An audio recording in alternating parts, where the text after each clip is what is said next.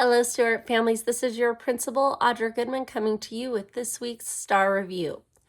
I wanted to talk to you today about technology and how different our world is now from at least when I was a kid. I remember growing up being fascinated when call waiting finally happened and there wasn't a busy signal, or finally getting a cordless telephone and having a voicemail tape. Or the coolest thing in the world was when I got a pager, and then I always had to carry 25 cents so I could make a phone call whenever I got a page. My mind is constantly blown about what has happened since I was a kid. Kids now have the world at their fingertips. They have a computer that they carry in their pockets called their cell phones. They have watches that they can communicate on. There's all sorts of digital, games out there where they talk to people they know and people they don't know. There's social media platforms. They can have full-on conversations and friendships without ever actually speaking to someone. Some of that is amazing and comes with so many benefits, but some of that also carries a lot of weight and a lot of consequences. Our kids can often get into relationships and friendships and fights and all sorts of stuff online. And when that happens, it can affect the way they're feeling both in and outside of school. It can impact their learning, it can impact their friendships and their general well-being. So it's important that us at school and you at home, that we partner together to make sure that our students are digitally literate, that they understand how to behave online, they understand how to process emotions and feelings of things that can occur online, and that they're safe. So with that said, a couple of things that we would love for you to do, parents, is first, have a conversation with your student.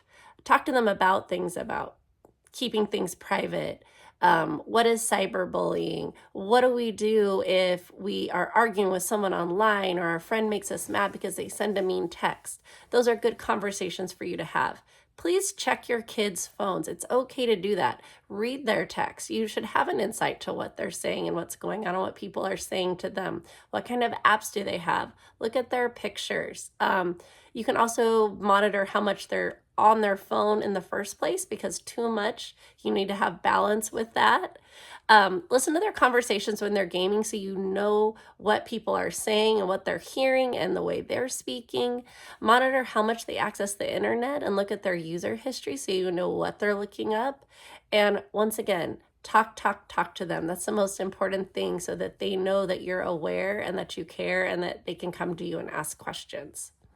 With that, it kind of goes along with it for our parent tip, is children have to make a lot of decisions every day, some big, some small, but they're constant. So it's important that they learn how to make responsible decisions.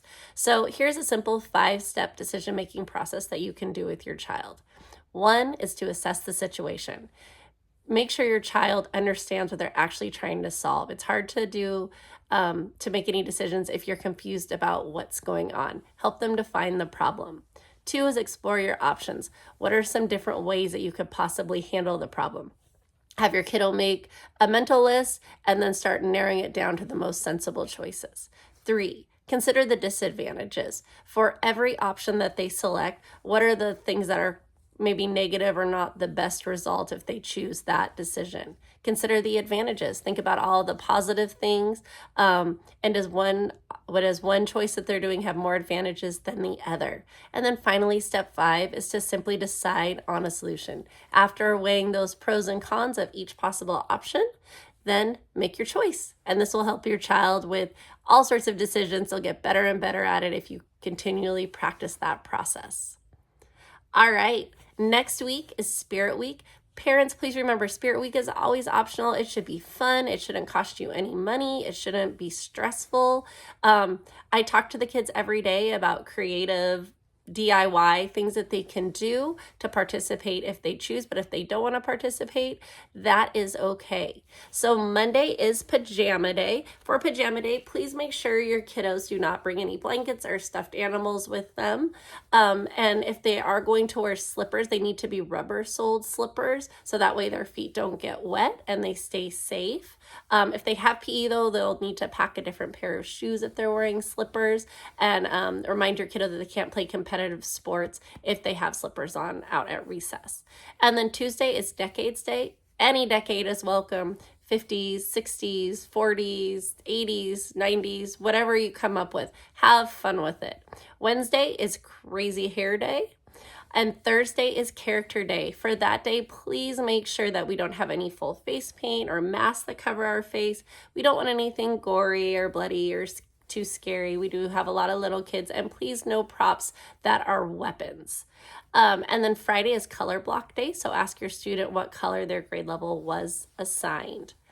And for those of you that do choose to celebrate Halloween, just a couple tips about the day after Halloween. Please make sure to get them to bed as quickly as possible. No matter what, they're going to be tired the next day. But the quicker they go to sleep, the more rested they're going to be.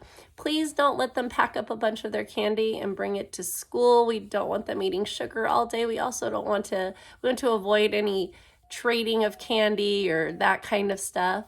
And if you can try to get them to eat a healthy breakfast at school or at home to kind of combat all of that sugar-filled night that they've had, that would be super helpful for their brains to stay learning. And with that said, I hope you have a fabulous week. Thank you, parents, so much for being amazing. And remember, at Stewart, stars have deep roots.